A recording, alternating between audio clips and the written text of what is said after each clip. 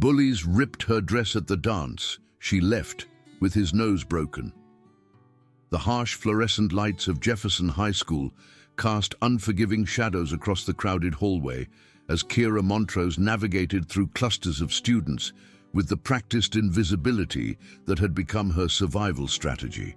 Her dark, chestnut hair, which caught auburn highlights under the right lighting, fell like a protective curtain around her angular face, carefully obscuring the sharp intelligence in her hazel eyes. At 17, her slight frame of 5 feet 4 inches seemed to shrink even further into the oversized charcoal sweater that had become her daily armor, a deliberate choice to avoid drawing any unwanted attention to her developing figure. 3 months into her junior year, at this sprawling suburban fortress of learning in Denver, Colorado, Kira had perfected the delicate art of moving completely unnoticed through the maze of lockers and classroom doors. She kept her gaze fixed on the scuffed linoleum tiles beneath her worn canvas sneakers, navigating by memory and peripheral vision rather than making eye contact with any of the 3,000 students who populated this educational ecosystem. Each footstep was calculated, each movement deliberate, as she flowed through the human traffic like water finding the path of least resistance. The transfer from St. Catherine's Academy, a small private school across town, had been as jarring as jumping from a quiet pond into a raging river. At her previous school, the entire student body numbered fewer than 400, and she had known every face in the hallways since kindergarten. There, her quiet nature wasn't seen as weakness or antisocial behavior. It was simply Kira being Kira, the thoughtful girl who preferred observing to participating, who found more comfort in books than in teenage drama. The teachers at St. Catherine's had understood her learning style, encouraging her tendency toward introspection and rewarding her insightful written work over verbal participation. But Jefferson High was a different universe entirely. Here, surrounded by a student population larger than most small towns, anonymity was both a blessing and a curse. The sprawling complex of interconnected buildings housed everything from state-of-the-art computer labs to a fully equipped theater, from multiple gymnasiums to science facilities that rivaled some colleges. The sheer scale of the place was overwhelming. Endless corridors that seemed to stretch for miles, stairwells that echoed with the constant thunder of teenage feet, and a cafeteria so vast it required a map for newcomers to navigate. What her new classmates couldn't possibly know, what she had never told anyone at Jefferson, was that beneath her deliberately unassuming exterior lay 8 years of disciplined training in Brazilian Jiu-Jitsu. The art had become as natural to her as breathing, developed religiously under the watchful eye of her uncle Roberto at his dojo back in her old neighborhood. Roberto Montrose was a third-degree black belt who had competed professionally before opening his academy, and he had been training Kira since she was 9 years old, recognizing something special in his quiet niece's natural balance and spatial awareness. The twice-weekly classes had shaped more than just her physical capabilities. They had forged her mental discipline, teaching her to remain calm under pressure, to read body language with uncanny accuracy, and to understand that true strength came from controlling oneself rather than dominating others. Uncle Roberto's philosophy permeated every lesson. "The warrior who never fights wins the greatest victory," he would say, as she practiced her techniques on the weathered mats of his academy. Now living 25 miles away from the dojo, where she had spent countless hours perfecting her craft, Kira could no longer maintain her regular training schedule. The commute was simply too far for her mother's work schedule and their limited budget. But muscle memory doesn't fade easily, and technique becomes part of one's DNA after years of repetition. Even walking through Jefferson's halls, she unconsciously maintained perfect posture, her center of gravity low and stable, her awareness extending in all directions like invisible radar. The academic transition had been surprisingly smooth. Kira's grades from St. Catherine's had earned her placement in several advanced placement courses, and she found herself excelling despite the larger class sizes and less personal attention from teachers. Her English teacher, Mrs. Patterson, had already commented on the sophistication of her analytical essays, and her AP biology instructor had taken note of her methodical approach to laboratory work. Intellectually, Jefferson High was providing everything she needed to prepare for her college ambitions. Socially, however, the transition had been like learning to breathe underwater. The intricate social hierarchies that governed teenage life at Jefferson were as complex as any medieval court system. Popular kids ruled from their throne at the center of the cafeteria, while various subgroups, athletes, theater kids, academic achievers, artists, rebels, carved out their own territories throughout the campus. Kira found herself belonging to none of these tribes, floating in the vast no-man's land of the genuinely invisible students. Her mother, Elena Montrose, had tried to encourage her to join clubs or sports teams, to put herself out there and make friends. But Elena didn't understand that visibility at Jefferson could be dangerous for someone like Kira. Her instincts, honed by years of martial arts training that emphasized reading environments and potential threats, told her that drawing attention in this ecosystem would only invite predators. The trouble began on a Tuesday morning in late September, when the Colorado air carried the crisp promise of autumn, and the massive oak trees that gave Jefferson High its mascot name were just beginning to show the first hints of gold in their leaves.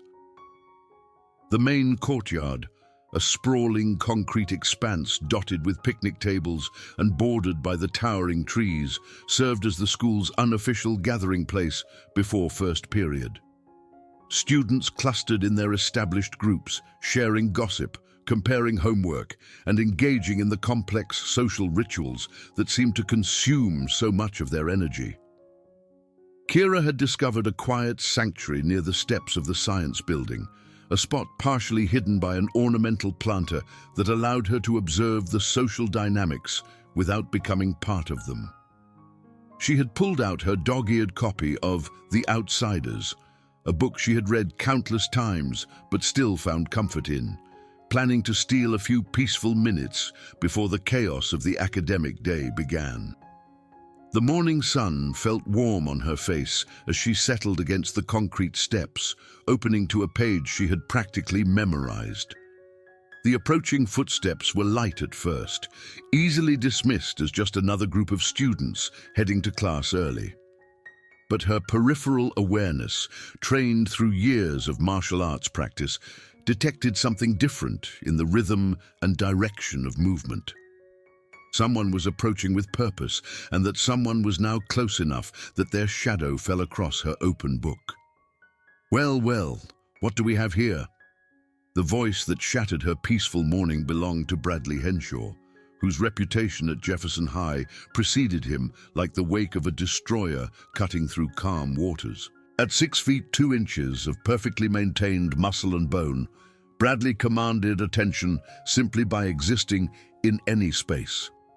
His honey blonde hair was styled with the kind of casual perfection that required significant time and expensive products, and his ice blue eyes held the kind of confidence that came from never having faced a real challenge.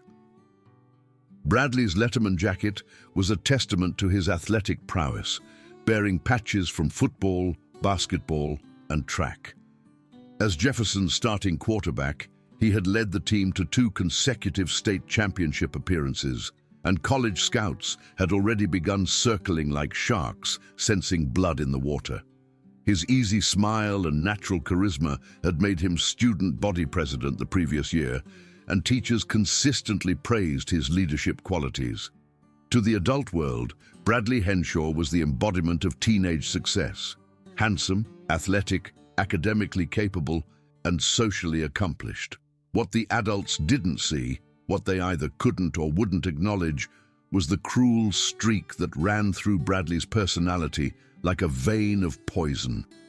He possessed an uncanny ability to identify vulnerability in others and an even more disturbing talent for exploiting those weaknesses for his own entertainment. His cruelty was never random or explosive. It was calculated, systematic, and almost artistic in its precision. "Reading during social time?" Bradley continued, his voice carrying just enough volume to attract the attention of nearby students without seeming like he was putting on a show. "That's not very social of you, transfer girl." Kira looked up briefly from her book, her hazel eyes meeting his ice-blue gaze for just a moment before returning to the printed page. In that brief exchange, she saw everything she needed to know about Bradley Henshaw: the predatory assessment, the casual dismissal of her humanity, the entitled expectation that she would respond to his provocation.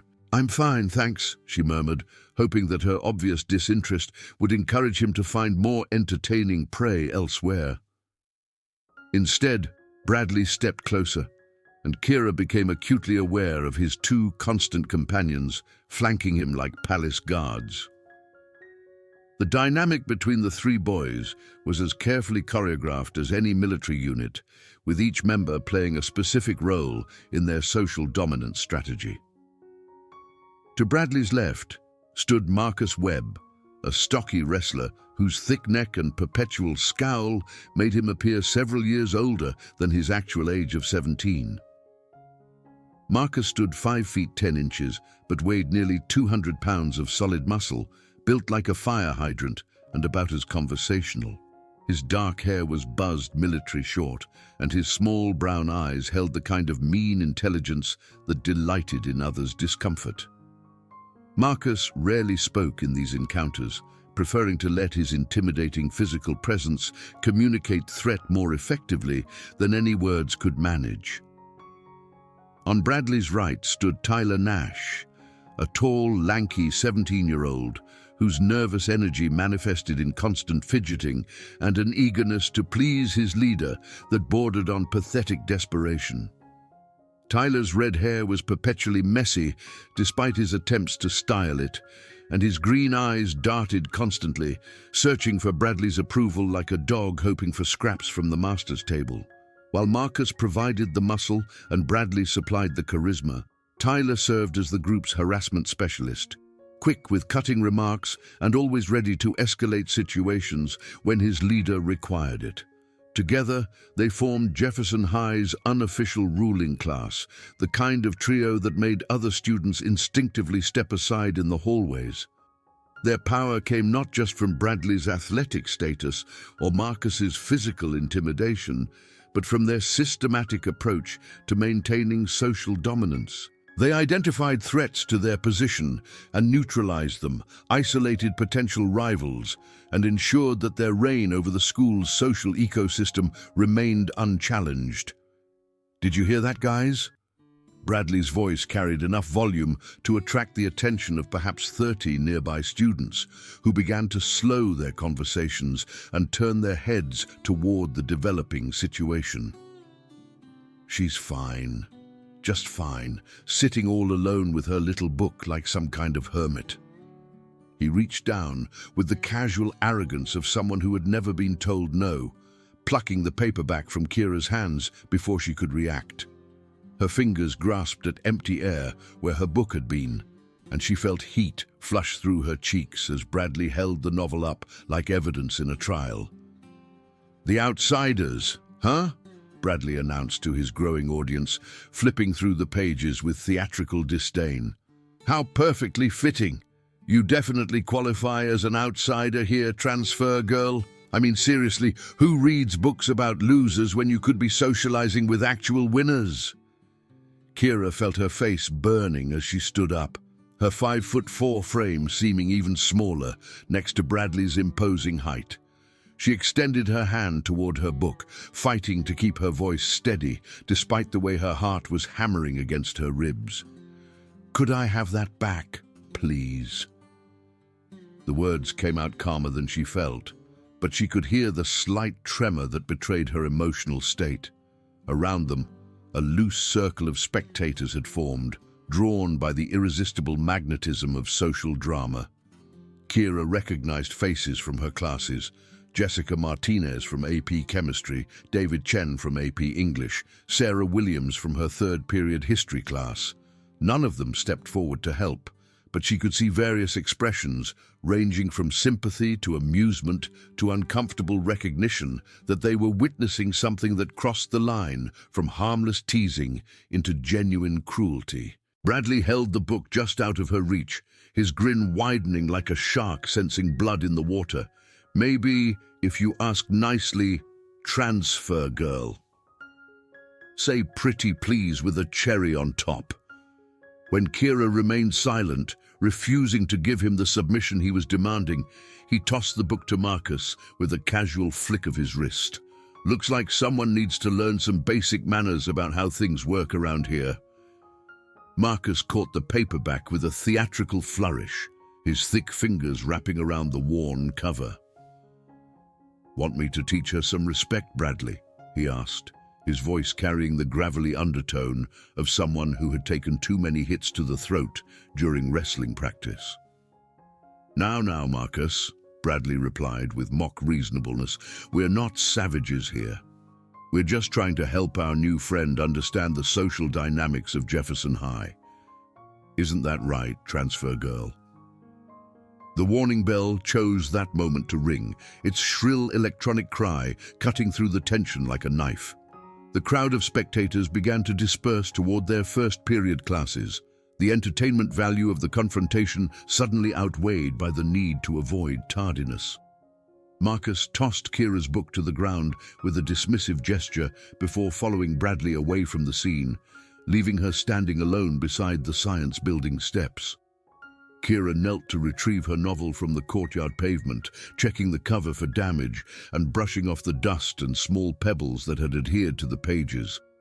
Several students looked back at her as they hurried toward the building entrances, their expressions ranging from sympathy to amusement to the uncomfortable recognition that they had just witnessed something that made them complicit through their inaction. This was how it always worked in the ecosystem of high school social dynamics. Everyone minded their own business until someone else became the target, grateful that the predators had found different prey and determined not to do anything that might redirect that attention toward themselves. Kira understood the logic even as she resented it. Self-preservation was a powerful instinct, and teenagers were particularly skilled at calculating the social cost of standing up for others. As she walked toward her first period classroom, Kira found herself analyzing the encounter with the same methodical approach she brought to her martial arts training. Bradley Henshaw had identified her as a potential target, someone whose social isolation made her vulnerable to harassment without significant risk of retaliation or intervention. He had tested her responses, measured her willingness to submit to his dominance, and calculated the entertainment value of future encounters. Most troubling was the public nature of the confrontation. By humiliating her in front of an audience, Bradley had established a precedent and created expectations for future interactions. The other students now saw her as someone who could be victimized without consequence, which would make any future attempts at social integration significantly more difficult. Over the following weeks, the encounters escalated with calculated precision that revealed Bradley's true talents lay not in athletic achievement, but in psychological warfare. He seemed to possess an almost supernatural ability to appear wherever Kira was most vulnerable, striking when she was distracted or isolated, always careful to maintain plausible deniability for any adult observers who might question his behavior. The cafeteria became a particular battleground. Jefferson's main eating facility was a cavern of noise and social hierarchy, with round tables radiating outward from the central serving area like ripples in a pond. Each table represented a different social stratum. The athletes claiming the premium real estate near the windows, the theater kids gathering around tables decorated with colorful flyers for upcoming productions, the academic overachievers huddled over homework and study guides. Kira had established a routine of purchasing a simple sandwich and finding an isolated table near the back corner where she could eat in peace while reading or working on assignments. The location offered multiple escape routes and clear sightlines to potential approaching threats, lessons learned from her martial arts training about environmental awareness and strategic positioning. It was during her third week at Jefferson that Bradley first invaded this sanctuary. Kira was halfway through a turkey sandwich, absorbed in her AP biology textbook, when she sensed movement in her peripheral vision. Bradley appeared to be engaged in animated conversation with his usual entourage, gesticulating wildly as he told some story that had Marcus and Tyler laughing appreciatively. The collision seemed completely accidental. Bradley was walking backward, demonstrating some athletic maneuver while his friends watched with admiration when he bumped into Kira's table with enough force to send her sandwich tumbling to the floor and knock over her bottle of water, which proceeded to spread across her textbook and notebook pages. "Oops, sorry about that, clumsy," Bradley announced loudly enough for surrounding tables to hear, his voice dripping with mock concern while his friends snickered behind him. "You should really watch where you're putting your food. This is a high-traffic area, you know." Kira looked down at her ruined lunch and soggy textbook pages, feeling the familiar flush of humiliation creep up her neck. Around her, students at nearby tables were watching the scene with varying degrees of interest and amusement. She could hear whispered comments and see pointing fingers as she knelt to clean up the mess. "Need some help there, transfer girl?" Tyler offered with false solicitude, making no actual move to assist. "Maybe next time you should sit somewhere more appropriate for your social status." Mrs. Henderson, one of the cafeteria monitors, approached the scene with the weary expression of someone who had broken up countless teenage conflicts. "Everything okay over here?" she asked, her tone suggesting she really didn't want to deal with whatever drama was unfolding. "Just a little accident," Bradley replied smoothly, his smile radiating innocent helpfulness. "I was demonstrating a football play for my friends and accidentally bumped into transfer girl's table. No harm done, right?" He looked down at Kira with eyes that held no trace of genuine remorse. "These things happen," Mrs. Henderson said with obvious relief that the situation wasn't going to require paperwork or administrative intervention. "Clean it up and be more careful next time." She walked away without determining who was actually at fault, apparently content that no blood had been spilled. The chemistry laboratory proved to be another venue for Bradley's campaign of systematic harassment. Mrs. Patterson's third period AP chemistry class was conducted in a state-of-the-art facility with individual workstations equipped with gas burners, fume hoods, and storage cabinets containing an impressive array of chemicals and equipment. The class attracted serious students planning careers in medicine, engineering, or research, and the atmosphere was generally focused and collaborative. Kira had been partnered with Jennifer Walsh, a quiet girl who shared her methodical approach to laboratory work. They made an effective team, carefully following protocols and documenting their results with scientific precision. Their workstation was always organized and clean, their data sheets meticulously completed, and their experimental techniques so solid that Mrs. Patterson often used them as an example for other students. During a particularly complex experiment involving the synthesis of aspirin, Kira and Jennifer had spent 45 minutes carefully measuring reagents, monitoring temperatures, and timing reaction phases. Their product was crystallizing beautifully in its beaker, and they were preparing to filter and weigh their final yield when disaster struck. Bradley's assigned workstation was directly behind theirs, and he had been struggling with his own synthesis all period. His lab partner, a nervous boy named Kevin Morrison, was clearly intimidated by Bradley's presence and unwilling to offer suggestions or corrections when things went wrong. As a result, their experiment was running significantly behind schedule, and Bradley was becoming increasingly frustrated with his failure to achieve the same results as the students around him. "This is ridiculous," Bradley muttered loudly enough for the entire class to hear. "Who designs these experiments anyway? Half this equipment doesn't even work properly." He stood up from his stool with obvious agitation, ostensibly to retrieve additional reagents from the storage cabinet. But as he passed behind Kira's workstation, his elbow somehow managed to knock over her beaker, sending their carefully synthesized aspirin crystals cascading across the black lab bench in a white, powdery cascade. "My bad," Bradley announced loudly enough for the entire class to hear, his voice carrying that same tone of mock innocence that was becoming his signature. "I guess some people just can't handle the pressure of real science. Maybe you should stick to reading books instead of doing actual chemistry." Kira stared at the ruined experiment, watching weeks of careful work disappearing as the custodial staff would eventually sweep it into the trash. Around the laboratory, other students were looking up from their own work, some with sympathy, others with the kind of morbid curiosity that teenage drama always generated. Mrs. Patterson barely looked up from her desk, where she was grading papers while monitoring the class. "Clean it up and start over, Miss Montrose," she called out, without investigating what had actually happened. "You'll need to stay after class to finish the assignment." The injustice of the situation stung more than the ruined experiment itself. Kira knew that speaking up would only make things worse, drawing more attention to herself and potentially escalating Bradley's campaign against her.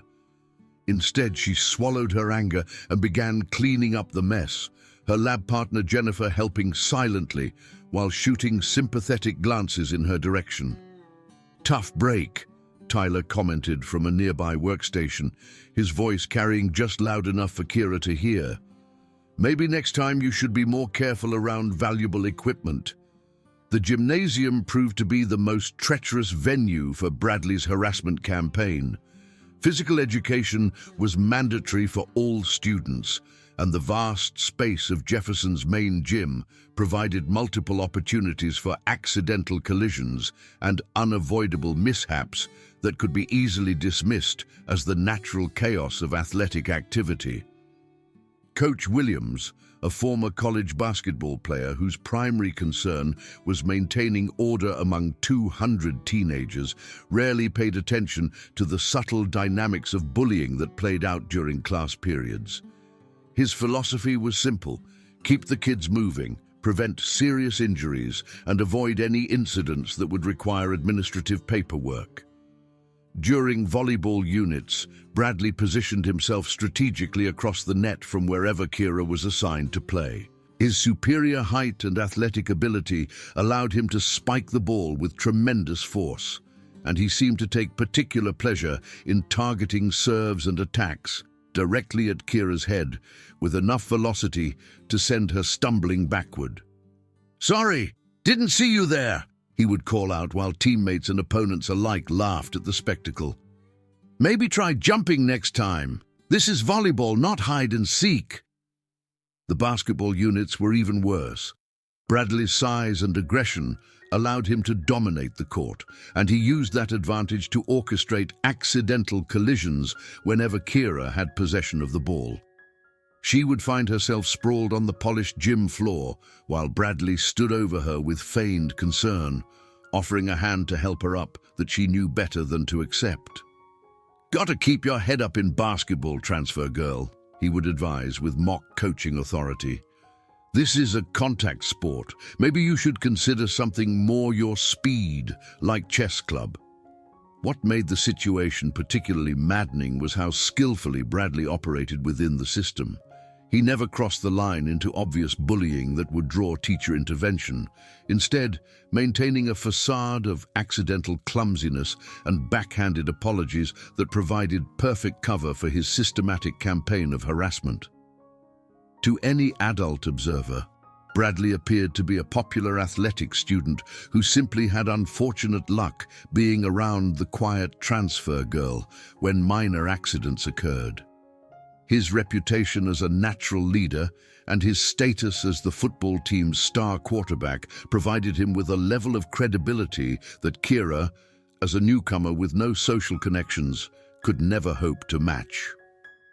Meanwhile, Kira endured it all with stoic silence, her jaw clenched tight as she cleaned up spilled food, redid ruined assignments, and nursed the bruises from accidental collisions. Inside her mind, she maintained the familiar rhythm of combat breathing that Uncle Roberto had taught her during their training sessions: deep inhalation through the nose, controlled exhalation through the mouth, centering her mind and body while maintaining awareness of her surroundings. She could end Bradley's harassment campaign in 30 seconds if she chose to act.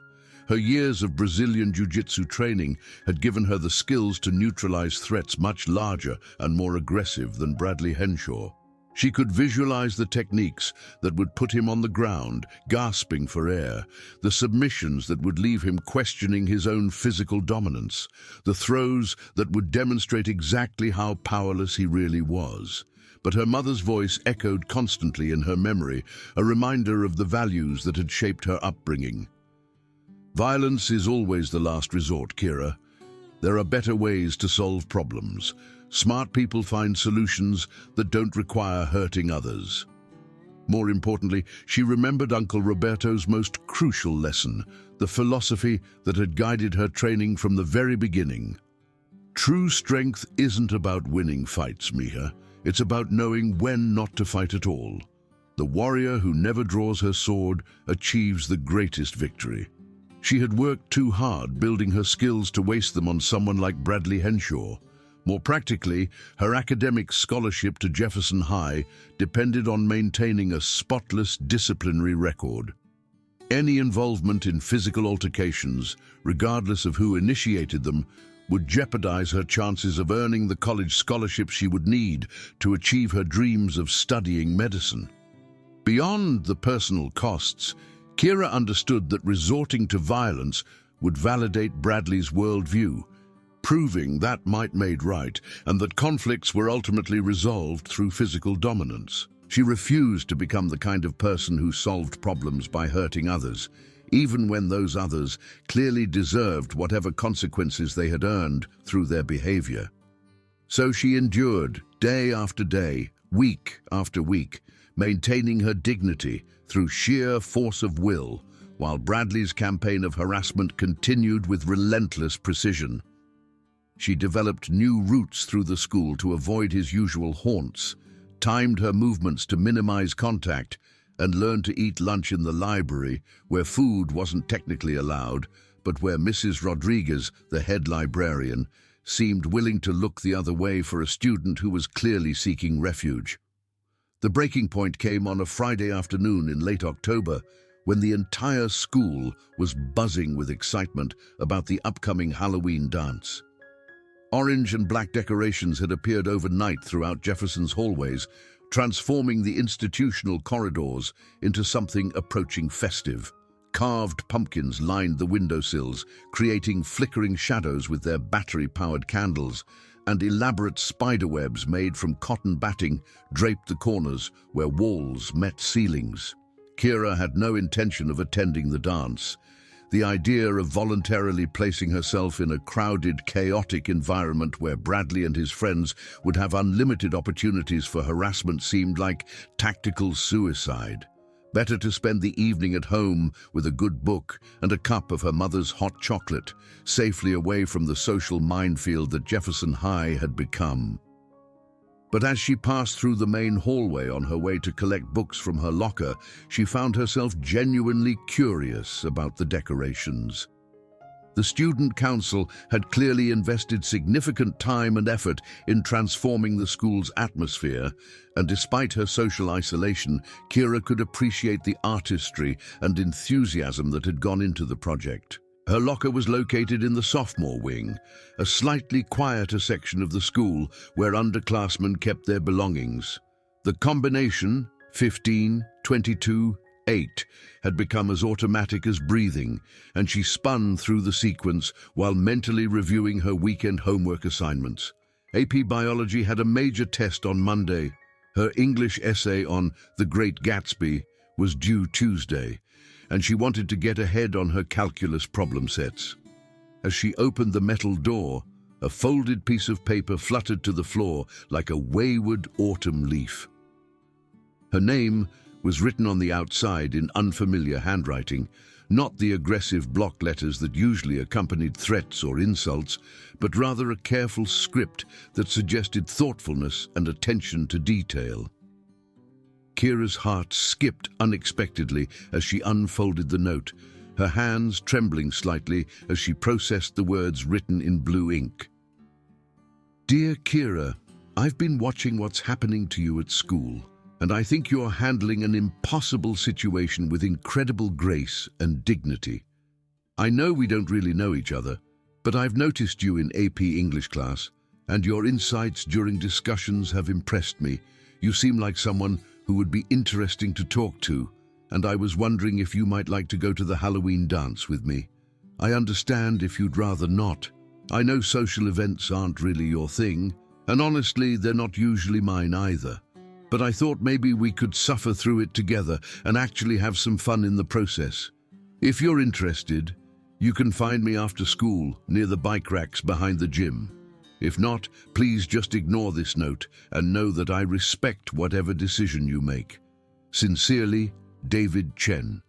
David Chen was someone she recognized immediately from Mrs. Patterson's AP English class, though they had never spoken directly. He sat 2 rows behind her and 1 seat to the left, a thoughtful student with kind, dark eyes and a gentle manner who always contributed insightful comments during class discussions.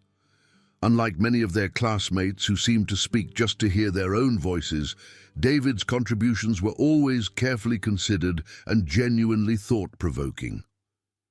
She had noticed him during their recent unit on The Great Gatsby, when he had offered a particularly nuanced analysis of the green light symbolism that had impressed even Mrs. Patterson. His interpretation had been original and well-supported, demonstrating the kind of critical thinking that Kira admired but rarely encountered among her peers. David wasn't part of any particular social group that she could identify. He wasn't an athlete like Bradley, nor did he belong to the theatre crowd or the academic elite who dominated the honor society. Instead, he seemed to move through Jefferson's social ecosystem with quiet confidence, neither seeking attention nor avoiding it, apparently comfortable with his own company while remaining open to meaningful connections with others. The fact that he had noticed her situation and still wanted to spend time with her felt like a small miracle. Most students at Jefferson either ignored her completely or viewed her as Bradley's designated victim, someone to be avoided lest they draw similar attention to themselves.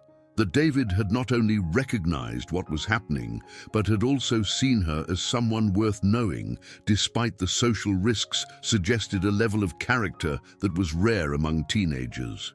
She found him after school near the bike racks, just as his note had suggested.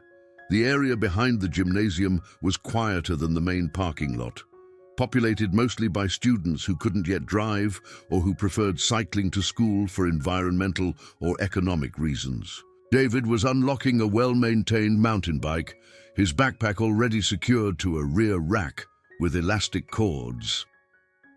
"David," she called softly as she approached, and he turned with a smile that made her stomach flutter in a way she hadn't experienced before. His face was open and friendly, with intelligent brown eyes behind wire-rimmed glasses and black hair that looked like he had run his fingers through it during a particularly challenging math problem. "You got my note," he said, and she noticed a slight nervousness in his voice that made him even more endearing.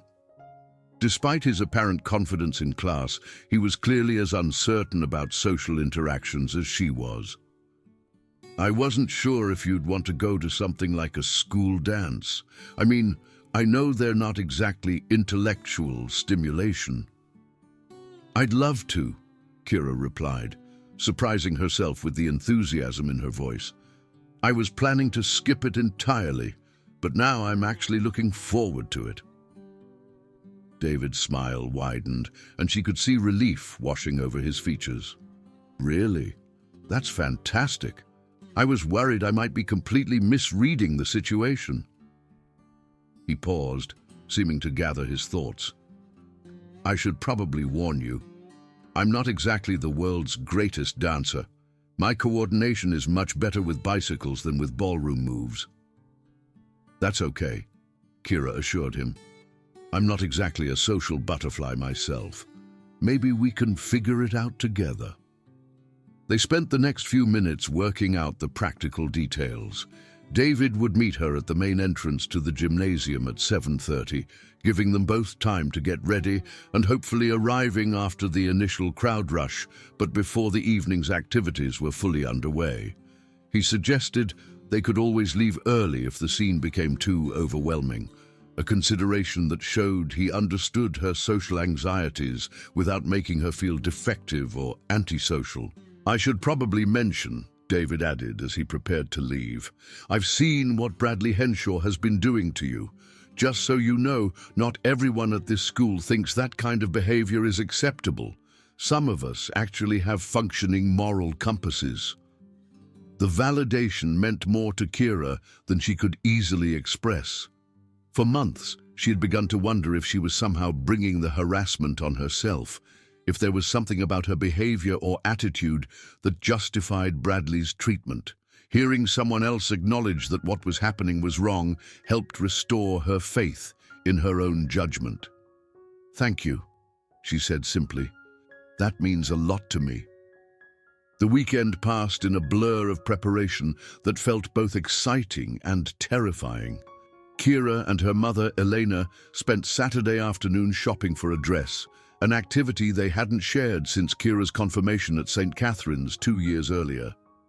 Elena seemed genuinely thrilled that her daughter was finally showing interest in normal teenage social activities, though she was careful not to make too big a deal about it for fear of spooking Kira back into her shell. They found the perfect dress at a small boutique in Cherry Creek Mall, a simple but elegant navy blue number that brought out the green flecks in Kira's hazel eyes. The cut was classic and sophisticated rather than trendy, with a modest neckline and knee-length hem that made Kira feel confident rather than exposed. The fabric was a soft jersey that moved with her body and wouldn't restrict her movement, a consideration that her martial arts training had made automatic. You look beautiful, Mija, Elena said, as Kira emerged from the dressing room, using the Spanish endearment that always made Kira feel connected to her father's heritage. That David is going to be speechless when he sees you.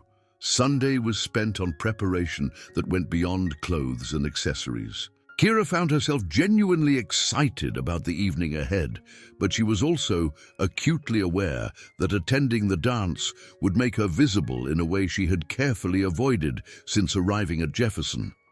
Bradley and his friends would undoubtedly be there, and a crowded, dimly lit gymnasium would provide plenty of opportunities for harassment or worse.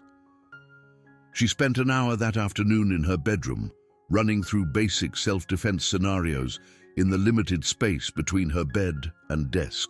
The movements were subtle: footwork drills, balance exercises, visualization of escape routes, and defensive positioning. To any observer, it might have looked like gentle stretching or yoga, but Kira was actually preparing for potential combat situations with the same methodical approach she brought to studying for exams. The Halloween dance was held in Jefferson's main gymnasium, which had been transformed into something approaching a haunted ballroom through the creative efforts of the student council and volunteer parents. The harsh fluorescent lights had been replaced with a complex array of colored spotlights that cast everything in shifting hues of orange, purple, and green. Elaborate decorations hung from the ceiling, paper bats with wingspans measured in feet, gauzy spider webs that drifted in the air currents created by the building's ventilation system, and jack-o'-lanterns whose flickering LED candles created dancing shadows on the walls. A professional DJ had set up an impressive sound system near the stage where the school band usually practiced, and the music was loud enough to feel in your chest, but not so overwhelming that conversation became impossible. Students had embraced the costume theme with enthusiasm, ranging from store-bought superhero outfits to elaborate homemade creations that must have required weeks of preparation. Kira had chosen to dress as a classic movie star from the 1940s, inspired by actresses like Ingrid Bergman and Lauren Bacall. Her dark hair was styled in vintage waves that had taken her mother 2 hours to perfect, and she wore red lipstick that made her feel glamorous and sophisticated in a way that was completely new to her. The look was classic rather than trendy, elegant rather than flashy, and it gave her a confidence boost that was almost like wearing armor. David met her at the entrance dressed as a 1950s gentleman, complete with suspenders, a bow tie, and perfectly slicked back hair that complemented her vintage aesthetic beautifully. When he saw her, his face lit up with genuine admiration and what might have been relief that she had actually shown up. "You look absolutely amazing," he said, offering his arm with old-fashioned gallantry that perfectly matched their chosen theme. "I feel like I should be escorting you to a premiere at Grauman's Chinese Theatre." "You clean up pretty well yourself," Kira replied, feeling a warmth spread through her chest that had nothing to do with the gymnasium's heating system. Ready to show these people how real dancing is done. For the first 2 hours, the evening was everything Kira had hoped it would be and more. They danced to both fast songs and slow ballads, their movements gradually synchronizing as they learned each other's rhythm and style. David had understated his dancing abilities. While he wasn't a natural performer, he was thoughtful and considerate, always making sure she was comfortable and never pushing beyond her comfort zone. Between dances, they found quieter corners where they could talk without shouting over the music. Their conversation flowed easily from books they had both read, to movies they wanted to see, to their shared frustration with Jefferson's social hierarchies. David was funny and insightful, with a dry sense of humor that made Kira laugh more than she had in months. "You know," David said during a brief break between songs, "I was pretty nervous about asking you to this thing. I kept imagining you reading my note and thinking, who is this random guy? And why is he bothering me?" "I'm glad you did," Kira replied, meaning it completely. "I was planning to spend tonight at home reading, which would have been nice, but also kind of lonely. This is much better." Around them, the dance was in full swing. Students moved in groups and pairs across the decorated gymnasium floor, their costumes creating a kaleidoscope of colors and characters. She noticed Jessica Martinez dressed as Wonder Woman, dancing with a boy from their chemistry class who had come as Superman. Sarah Williams had chosen an elaborate witch costume, complete with a pointed hat that kept threatening to fall off during faster songs. More importantly, she realized that many students were watching her and David with friendly curiosity, rather than the usual dismissive indifference. Some classmates she barely knew had nodded hello when they passed, and a few had even complimented their vintage costumes. For the first time since arriving at Jefferson, Kira felt like she might actually belong somewhere in the school's social ecosystem. "I'm getting us some punch," David announced during a brief break between songs, his face flushed from dancing and his carefully styled hair beginning to rebel against its constraints. "Don't go anywhere. I'll be right back." Kira nodded, still smiling, as she watched him navigate through the crowd toward the refreshment table that had been set up near the gymnasium's main entrance. The punch bowl was surrounded by plates of Halloween-themed cookies and cupcakes, all donated by parent volunteers who seemed determined to make the evening as festive as possible. She was adjusting the neckline of her dress and checking her vintage hairstyle in the reflection of a nearby trophy case when she felt a familiar presence behind her. Her stomach dropped instantly as her martial arts-trained awareness identified the threat before her conscious mind had even processed what was happening. "Well, well, look who decided to join the party," came Bradley's voice, his words carrying the slight slur that indicated he had been drinking. The smell of alcohol was strong on his breath, probably from whatever he and his friends had been consuming in the parking lot before the dance, a common practice among Jefferson's party crowd. Kira turned slowly to face him, keeping her expression neutral despite the way her heart was suddenly racing. Bradley was dressed as a gladiator, a costume that showcased his athletic physique while providing symbolic reinforcement of his preferred role as a fighter and conqueror. His normally perfect hair was disheveled, and his eyes held the glassy, unfocused look of someone whose judgment had been significantly impaired by alcohol. "And with David Chen, no less," Bradley continued, his voice carrying enough volume to attract attention from nearby students. "I didn't know charity cases were his type, although I guess even the academic nerds have to take what they can get."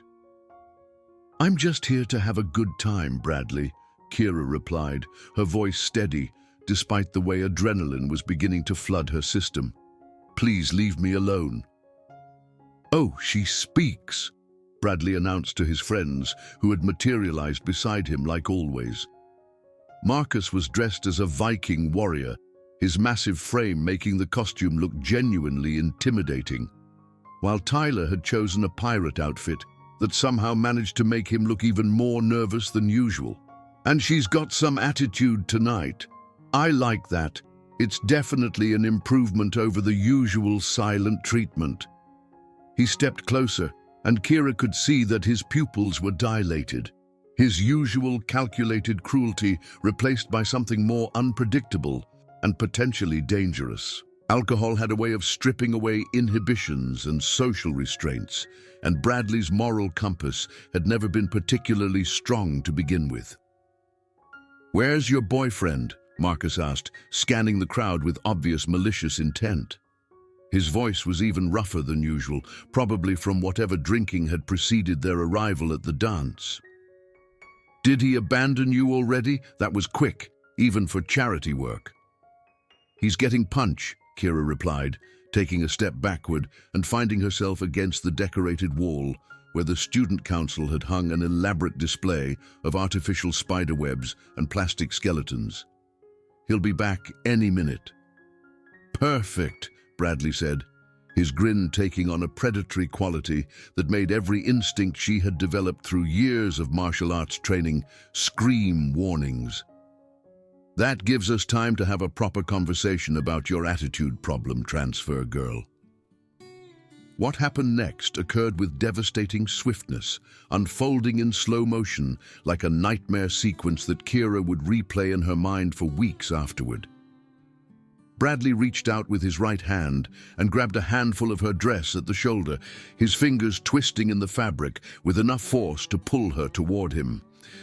"You know what your problem is, transfer girl?" Bradley said, his voice dropping to a threatening whisper that only she could hear above the music. "You think you're better than everyone else, walking around with your nose in the air, acting like you're too good to talk to people who are actually worth knowing."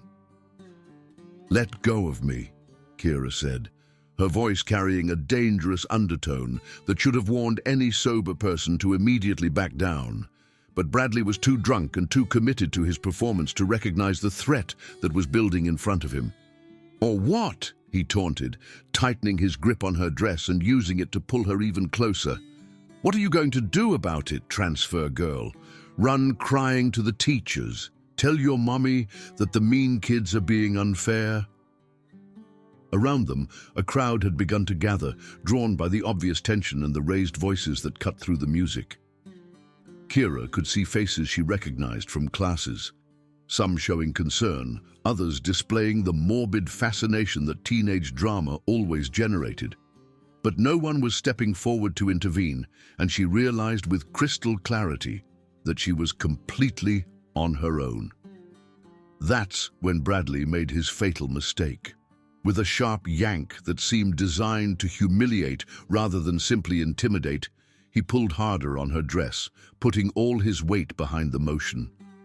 The sound of fabric tearing was audible even over the music, a long, devastating rip that started at the shoulder seam and continued halfway down her side.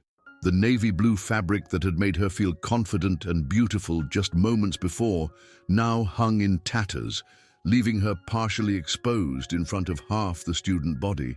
The vintage hairstyle that had taken hours to perfect was disheveled from Bradley's rough handling, and she could feel the carefully applied red lipstick smudged across her cheek.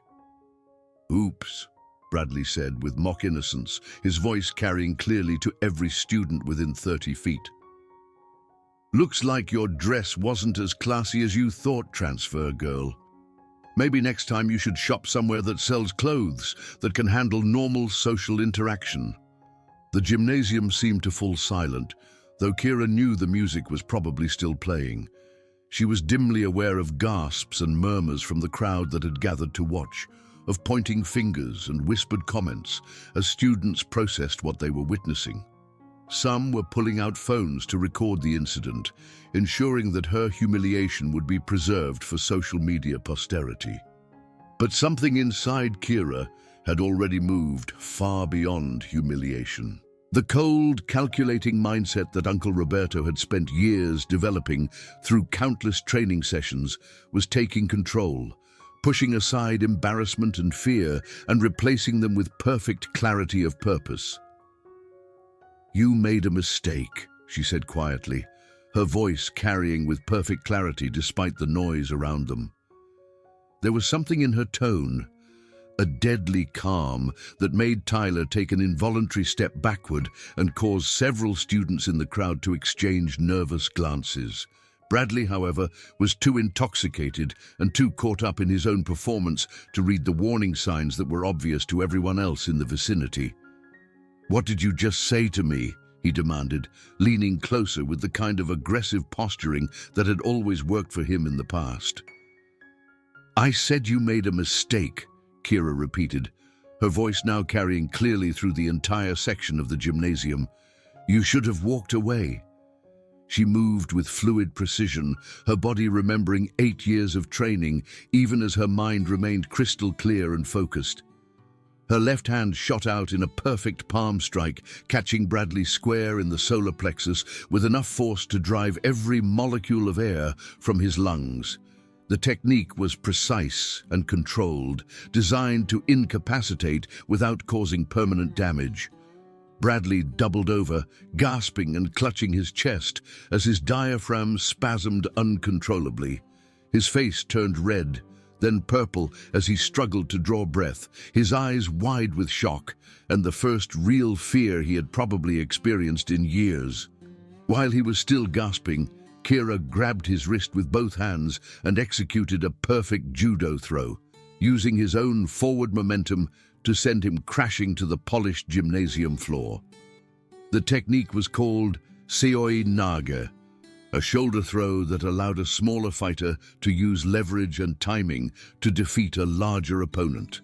Bradley hit the floor hard, the impact driving what little air remained in his lungs out in a whoosh that was audible even over the music. He lay there for several seconds, stunned and struggling to understand what had just happened to him. Marcus lunged forward with the kind of aggressive response that Kira had been expecting. But years of sparring against multiple opponents had prepared her for exactly this scenario. She sidestepped his clumsy charge with minimal effort, her body moving like water flowing around an obstacle.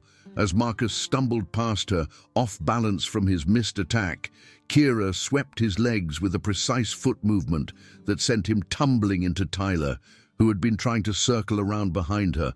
Both boys went down in a tangle of limbs and confused shouts, their costume accessories scattering across the gymnasium floor.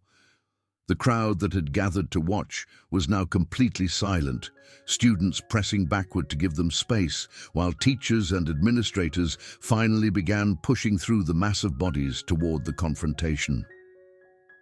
But Kira wasn't finished yet.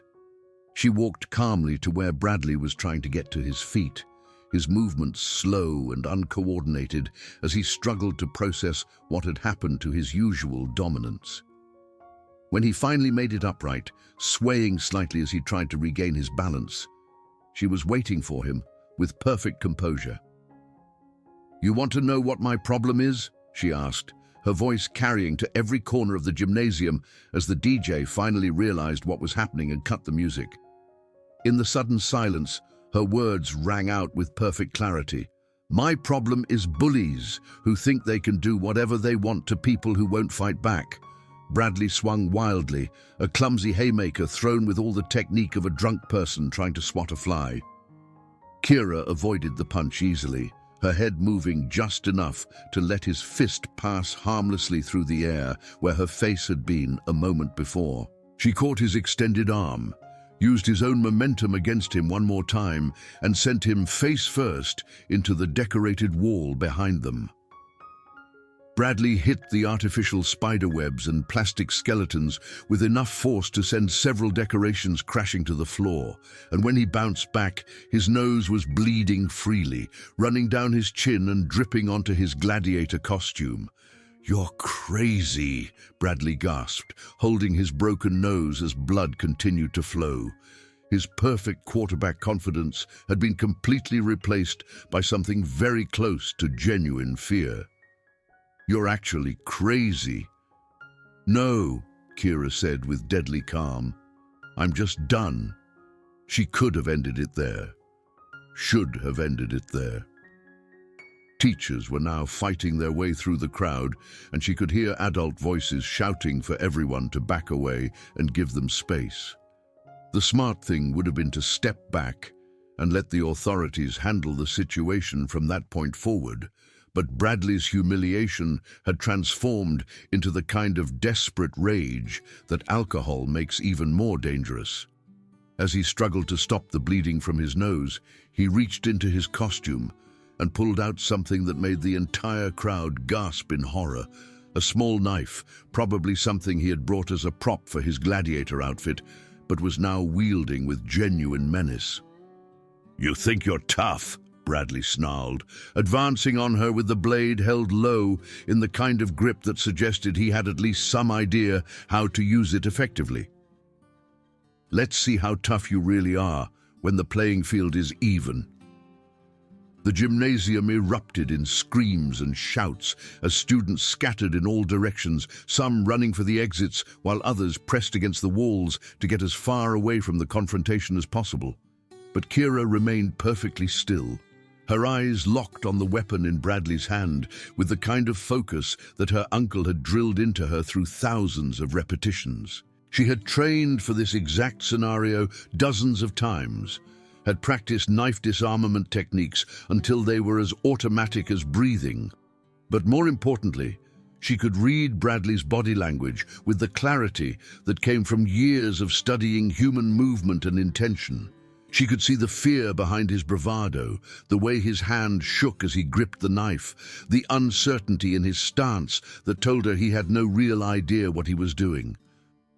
Put it down, Bradley, she said quietly, her voice carrying perfectly in the sudden hush that had fallen over the gymnasium. This is over. You've lost. Don't make it worse for yourself. But pride and alcohol had made Bradley reckless beyond any reasonable calculation. He lunged forward with the knife, the movement telegraphed so clearly that Kira had time to analyze his technique, identify the best counter, and execute her response, all before his attack reached its intended target. She moved like water flowing around stone, her body shifting just enough to avoid the blade, while her hands moved with surgical precision. Her right hand caught his wrist, controlling the weapon, while her left struck the nerve cluster just below his elbow, with exactly the right amount of force. Bradley's hand opened involuntarily as the nerve strike short-circuited the signals from his brain to his muscles. The knife clattered across the polished gymnasium floor, spinning end over end until it came to rest near the abandoned refreshment table. With the weapon neutralized, Kira could have simply stepped back and let Bradley collapse from the pain, shooting up his arm. Instead, she completed the technique with a wrist lock that brought him to his knees, his arm twisted at an angle that would have resulted in a broken bone if she had applied just a little more pressure. It's over, she said simply, looking down at Bradley as he knelt on the gymnasium floor, cradling his arm against his chest and whimpering softly. Stay down. By then, teachers and security guards had finally reached them, but the confrontation was already finished. Bradley remained on the floor, his nose still bleeding and his wrist beginning to swell from the controlled trauma Kira had inflicted. Marcus and Tyler had disappeared into the crowd of fleeing students, apparently having no interest in facing Kira's demonstrated skills themselves. David appeared at her side, his face pale, but his eyes filled with something that looked like admiration mixed with concern. "Are you okay?" he asked, and his genuine worry made her realize that she was, in fact, perfectly fine. Better than fine, actually. "I'm great," she said, and meant it completely. "But I think I need to find something to wear home." Several students immediately offered jackets and sweaters to help her cover the torn dress, and she was surprised by the genuine concern and support she was receiving from classmates who had previously ignored her existence. The victim narrative that Bradley had tried to impose on her had been completely shattered, replaced by something approaching respect and admiration. The aftermath unfolded with swift and decisive justice that surprised no one who had witnessed the evening's events. The gymnasium's security cameras had captured every moment of the confrontation in high-definition detail, clearly showing Bradley's escalation from verbal harassment to physical assault to bringing a weapon into the situation. While Kira received a brief suspension pending investigation, a standard procedure that everyone understood was simply administrative protocol, Bradley faced expulsion from Jefferson High and potential criminal charges for assault and bringing a weapon onto school property.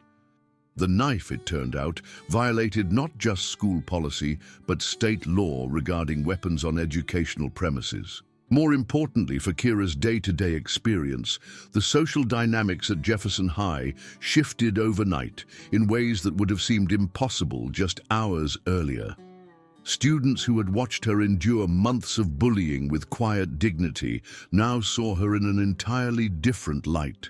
The girl who had seemed like an easy target had revealed herself to be someone capable of defending herself with skill, restraint, and a level of self-control that was almost frightening in its completeness. "I can't believe you just stood there and took his crap for so long," said Jessica Martinez when she approached Kira at lunch the following Monday. Jessica had never spoken to her before, but now seemed eager to establish a connection. "If I could fight like that, I would have ended his harassment campaign on day one." "Fighting should always be the last resort," Kira replied, unconsciously echoing Uncle Roberto's teachings while she organized her lunch on the cafeteria table. "But sometimes it becomes necessary to protect yourself." "Where did you learn to fight like that?" asked Sarah Williams, sliding into a seat across from Kira with obvious fascination. "That wasn't just lucky amateur stuff. You knew exactly what you were doing." "Brazilian Jiu-Jitsu," Kira explained. "My uncle has been teaching me since I was 9. He always said that the point of learning to fight was so that you'd never have to actually do it." The story of the Halloween dance confrontation spread through Jefferson High with the viral velocity of social media, growing and changing with each retelling. Some versions had Kira defeating a dozen attackers single-handedly. Others focused on her remarkable restraint in not seriously injuring Bradley when she clearly possessed the skills to do so. What remained consistent across all versions was the respect she had earned from her classmates and the recognition that she was not someone to be underestimated or victimized. David found her at lunch that same Monday, sliding into the seat beside her with the shy smile that was becoming increasingly familiar. "So," he said, "how was your weekend after all the excitement?" "Quiet," Kira replied, returning his smile with genuine warmth. "I spent some time with my Uncle Roberto, telling him about what happened Friday night. He was actually proud of me for handling it the way I did." "You mean the fighting part?" "No," Kira said thoughtfully, "for waiting as long as I did. for trying every other option first, for not becoming like Bradley when I finally had to act. He said the hardest part of real martial arts isn't learning how to fight, it's learning when not to fight. David nodded with the kind of understanding that showed he grasped the deeper implications of what she was saying. That's what made it so impressive to watch. You could have hurt him badly, really badly, but you didn't. You just stopped him, like flipping a switch. Over the following weeks, Kira found herself occupying an entirely new position in Jefferson High's complex social ecosystem. Students who had previously ignored her now nodded respectfully when they passed in the hallways. Teachers who had seemed oblivious to the bullying she had endured now went out of their way to check on her well-being and offer assistance with her academic work. Even some of the popular students who had previously been part of Bradley's extended social circle made genuine efforts to include her in conversations and group activities. The most significant change, however, was visible in Bradley himself when he returned to school 3 weeks later, his arm still in a brace and his nose bearing the permanent crooked set that would forever remind him of their encounter.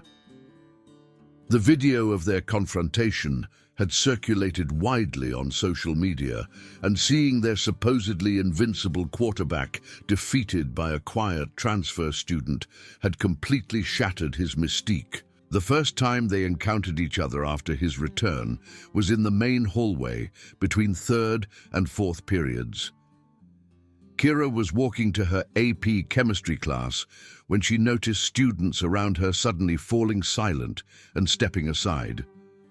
She looked up to see Bradley approaching from the opposite direction, his usual entourage notably absent.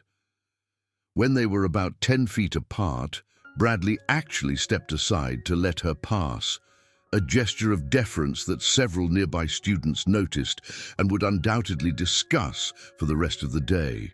But as she drew closer, he spoke her name quietly. "Kira," he said, and she stopped, surprised to hear him use her actual name instead of the mocking transfer girl that had been his standard address for months. "What is it, Bradley?" He looked profoundly uncomfortable, his usual arrogance completely absent as he struggled to find words that clearly didn't come easily to someone accustomed to dominance and control. I've been thinking about what happened, about what I did to you, not just that night, but for months before." Kira waited silently, giving him the space to continue while maintaining the alert awareness that had become second nature since their confrontation. "I was out of line," Bradley continued, his voice barely above a whisper. "Way out of line. What I did was wrong, and I'm sorry.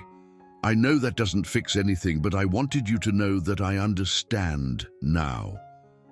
Kira studied his face carefully, looking for signs of manipulation or insincerity that her training had taught her to recognize. Instead, she saw something she hadn't expected, genuine remorse mixed with a humility that was probably new to his emotional experience. "Apology accepted," she said simply. "But actions have consequences, Bradley. What you did to me, you probably did to other people too. Remember that going forward." He nodded, unable to meet her eyes. "I will. And Kira, I won't bother you again. You have my word." Indeed, as she walked away toward her chemistry class, Kira reflected on how completely her world had changed since that Friday night in October. She had come to Jefferson High hoping to blend in and avoid trouble. But sometimes, trouble finds you regardless of your intentions and preparations. The difference was that she had chosen to face that trouble on her own terms, using her skills not for revenge or dominance, but for justice and self-protection. The Halloween dance had been ruined, but David had already asked her to the winter formal, and she was genuinely looking forward to it. This time, she knew with absolute certainty there would be no unwelcome interruptions. She had earned her place at Jefferson High through a combination of strength, restraint, and the courage to stand up for herself when all other options had been exhausted. Most importantly, she had learned that true power isn't about dominating others or proving your superiority through violence. Real strength comes from protecting yourself and those you care about while never losing sight of who you want to be. Bradley Henshaw had tried to break her spirit and reduce her to the role of victim, but instead, he had helped her discover just how strong she really was, and more importantly, just how much stronger she could choose to be.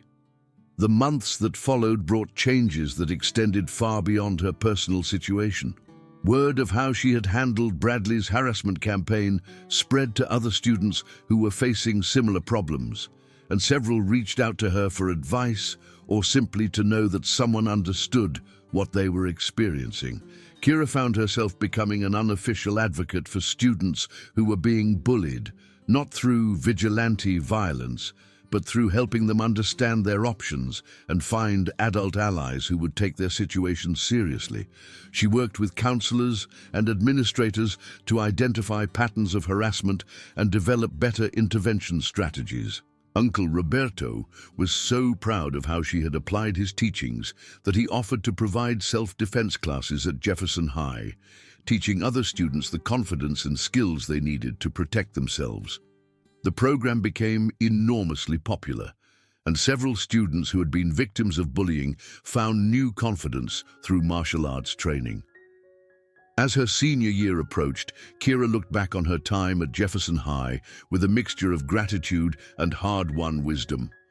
The girl who had transferred in hoping to remain invisible had instead become someone who stood up for others and helped create a safer environment for everyone. Bradley's campaign of harassment had been intended to diminish her, but instead it had revealed strength she hadn't known she possessed.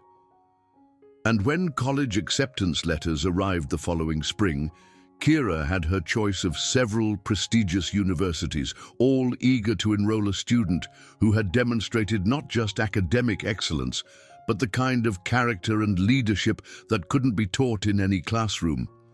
The scholarship money would allow her to pursue her dreams of studying medicine, and she knew that whatever challenges lay ahead, she was ready to face them with the same combination of preparation, restraint, and decisive action that had served her so well at Jefferson High. The quiet girl who had once preferred to remain invisible had learned that sometimes the greatest service you can provide is to stand up and be seen, to refuse to accept injustice, and to demonstrate that strength and dignity can coexist in ways that transform not just your own life, but the lives of everyone around you.